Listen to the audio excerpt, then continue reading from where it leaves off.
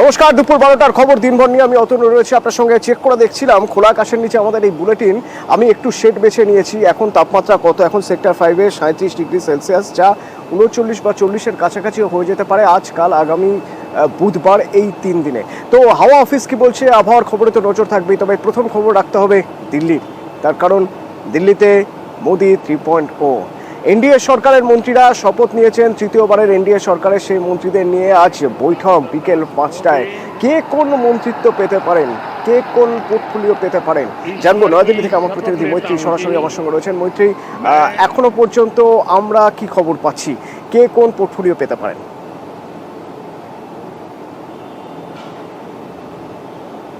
দেখো, এখনো পর্যন্ত পোর্টফোলিওর ব্যাপারে খুব বিশদে কোনো তথ্য প্রকাশ্যে আসেনি। তবে বিজেপির সূত্রে যেটা জানা যাচ্ছে যে বিগ 4 মিনিস্ট্রিজ, অর্থাৎ একেবারে অর্থ, home ministry, defence ministry, finance ministry এবং তার সঙ্গে সঙ্গে সড়ক এবং পরিবহন, এই মন্ত্রিত্ব যে এবং এমএ, মাফ করবে, 4 বিগ 4, অর্থাৎ প্রতিরক্ষা, তার সঙ্গে সঙ্গে স্বরাষ্ট্র, বিদেশ মন্ত্রক এবং অর্থ মন্ত্রক, এই 4টে বিগ 4 মিনিস্ট্রিজ নিজেদের হাতেই রাখতে চায় বিজেপি এবং সেই রকম অনুযায়ী কিন্তু মন্ত্রিত্ব বন্টন করা হবে এবং শীর্ষ নেতৃত্বদের ক্ষেত্রেই এই মন্ত্রিত্ব রাখা হবে।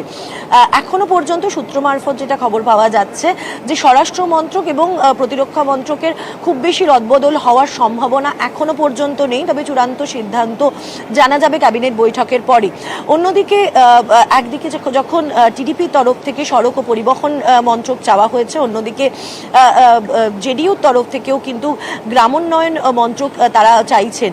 ফলে সেই জায়গায় দাঁড়িয়ে এই দুই গুরুত্বপূর্ণ শরিককে সেই দুই মন্ত্রক দেওয়া হয় কিনা সেটাও কিন্তু দেখার।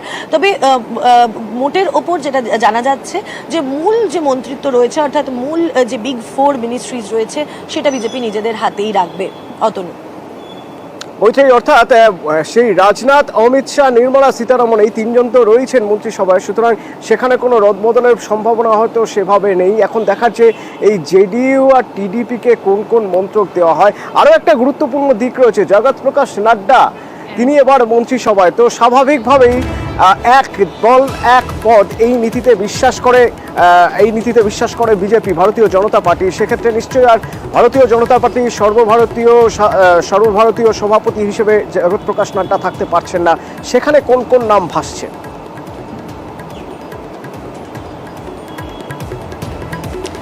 দেখো, বিজেপির তরফ থেকে এখনো পর্যন্ত নাম খুব একটা কিছু প্রকাশ্যে আনা হয়নি। তবে এটা নিশ্চিত যে জগৎ প্রসাদ নাড্ডা তিনি থাকছেন না বিজেপির সর্বভারতীয় সভাপতি। এমনিতেও তার টার্ম 30শে জুন অবধি ছিল এবং 5 বছরের জন্য তিনি দায়িত্ব সামলেছেন এবং 30শে জুন তার টার্ম শেষ হওয়ার কথা ছিল। সেই জায়গায় দাঁড়িয়ে এখন প্রাথমিকভাবে বিজেপির অন্দর থেকে বিএল সন্তোষের নাম শোনা যাচ্ছে। তবে সেই বিষয়েও কিন্তু এখনো কোনো চূড়ান্ত শিলমোহর মেলেনি। যেটা জানা যাচ্ছে যে মূলত সংগঠনের কোনো লোককেই, যিনি সংগঠন দীর্ঘদিন ধরে সামলেছেন, সংগঠনের ব্যাপারে অভিজ্ঞতা রয়েছে, এমন কোনো ব্যক্তিকেই পরবর্তী সর্বভারতীয় সভাপতি হিসেবে তাকে দায়িত্ব দেওয়া হবে। তার কারণ এর আগে যদি দেখা যায়, এর আগে সর্বভারতীয় সভাপতি ছিলেন অমিত শাহ এবং তিনি পরপর 2টি নির্বাচনের কিন্তু অত্যন্ত গুরুত্বপূর্ণ দায়িত্ব সামলেছেন, 2014 নির্বাচন এবং 2019-এর নির্বাচন। তারপর 2019-এর নির্বাচনের পরে তাকে সর্বভারতীয় সভাপতি থেকে স্বরাষ্ট্র মন্ত্রকে আনা হয়, তাকে মন্ত্রকের দায়িত্ব দেওয়া হয় এবং তখন কিন্তু জগৎ প্রসাদ নাড্ডাকে দায়িত্ব দেওয়া হয়েছিল সর্বভারতীয় সভাপতি হিসেবে। তিনিও কিন্তু সংগঠনের লোক এবং তিনি কিন্তু গত 5 বছর ধরে বিজেপির সংগঠনকে সামলে এসেছেন এবং নির্বাচনগুলি, বিভিন্ন রাজ্যের নির্বাচন তো রয়েছে, তার সঙ্গে সঙ্গে 2024-এর লোকসভা নির্বাচনও তিনি দক্ষতার সঙ্গে সামলেছেন।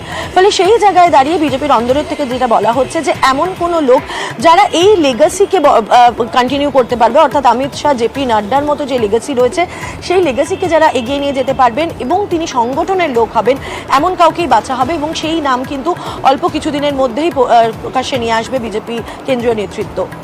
ধন্যবাদ মৈত্রী। ঠিক একই রকম ভাবে বিজেপির রাজ্য সভাপতি থাকতে পারবেন না সুকান্ত মজুমদার, কারণ তিনি এবার ক্যাবিনেটে মন্ত্রিত্ব পাচ্ছেন সুকান্ত মজুমদার। সেক্ষেত্রে সুকান্ত মজুমদার যদি মন্ত্রী হন, বিজেপি রাজ্য সভাপতির পদ খালি। এই রাজ্য সভাপতির পদে তাহলে কে বসছেন? এই রাজ্য সভাপতির পদে কি আবার দিলীপ ঘোষকে ফিরিয়ে আনা হবে?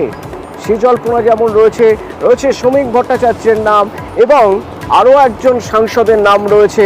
শেষমেশ কে হবেন, নাকি লকেট চট্টোপাধ্যায় বা অগ্নিমিত্রা পল, এই নামগুলো যেভাবে উঠে আসছে সেদিকেও গুরুত্ব দেওয়া হবে? বিজেপি কেন্দ্রীয় নেতৃত্ব কি ভাবছে, কোন নাম বেছে নেবেন, কোন মুখ বেছে নেবেন?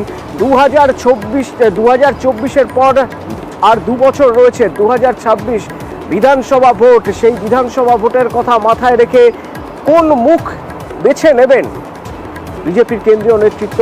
আমার সঙ্গে সরাসরি ভেঙ্কটেশ্বর রয়েছেন, ভেঙ্কটেশ্বরের সঙ্গে একবার কথা বলবো, কিন্তু তার আগে আপনাদের জানিয়ে রাখি সবচেয়ে বেশি নাম ভেসে উঠছে এখনো পর্যন্ত দিলীপ ঘোষের। কিন্তু দিলীপ ঘোষ গত কদিন ধরে যেভাবে প্রকাশ্যে দলের অস্বস্তি বাড়িয়েছেন, বলা যেতে পারে দলের রাজ্য নেতৃত্বের উপর ক্ষোভ দেখিয়েছেন বা উষ্মা প্রকাশ করেছেন, সেক্ষেত্রে দিলীপ ঘোষের নাম কি সত্যি পরবর্তীকালে আবার রাজ্য বিজেপি সভাপতি হিসেবে বেছে নেওয়া হবে, এ প্রশ্নও থাকছে।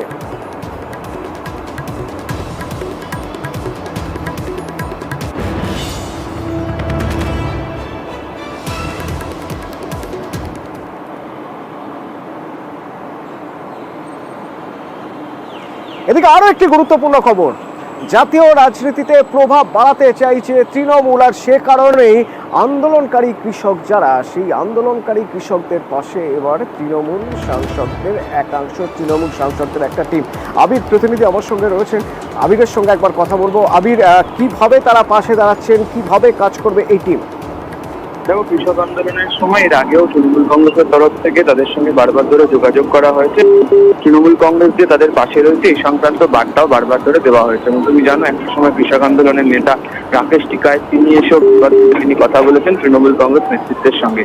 আজকে তৃণমূল কংগ্রেসের যে 5 জন সাংসদ প্রতিনিধি তারা যাচ্ছেন, তারা মূলত হচ্ছে মমতা বন্দ্যোপাধ্যায়ের যে বার্তা এবং তৃণমূল কংগ্রেস যে কৃষকদের পাশে আছে এবং শিমুর নন্দীগ্রামের যে আন্দোলনের কথা স্মরণ করিয়ে দিয়ে তাদের পাশে থাকবেন। বিভিন্ন যে হরিয়ানা যে সীমান্ত এলাকা যেখানে কৃষকরা আন্দোলন করেছেন বা রয়েছেন, তাদের সাথে গিয়ে সেখানে কথা বলতে চান। এবং তারাও বারবার ধরে অভিযোগ উঠেছিল যে কেন্দ্রের তরফ থেকে তাদের উপর যে ধরনের আচরণ করা হচ্ছে সেই আচরণ যথাযথ নয়। এর আগে ইঙ্গিত প্রতিবাদও করেছে তৃণমূল।